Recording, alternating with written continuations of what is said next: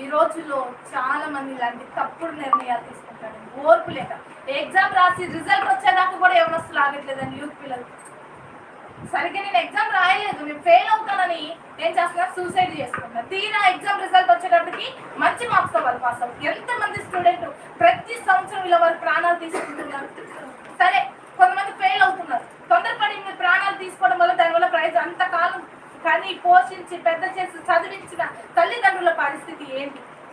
తల్లిదండ్రుల గురించి ఆలోచన చేయట్లేదు. తొందరపడి ఏం చేస్తున్నారు, ఆత్మహత్య చేసుకుంటున్నారు. ఒక ప్రాబ్లం వచ్చింది అని అంటే కుటుంబంలో స్త్రీలు కూడా అంతే. భర్త ఏదైనా ఒక మాట, బయట తనకున్న ఒత్తిడిని బట్టి ఏదైనా ఒక మాట అంటే నా భర్త అంత మాట అంటాడా అని చెప్పి తొందరపడి ఏం చేస్తున్నారు, ఆత్మహత్య చేస్తారు. ఈ రోజుల్లో ఆత్మహత్య అనేది చాలా సులువుగా చేస్తుంది. దీనికి గల కారణం ఏంటంటే వారి జీవితంలో ఓర్పు లేక.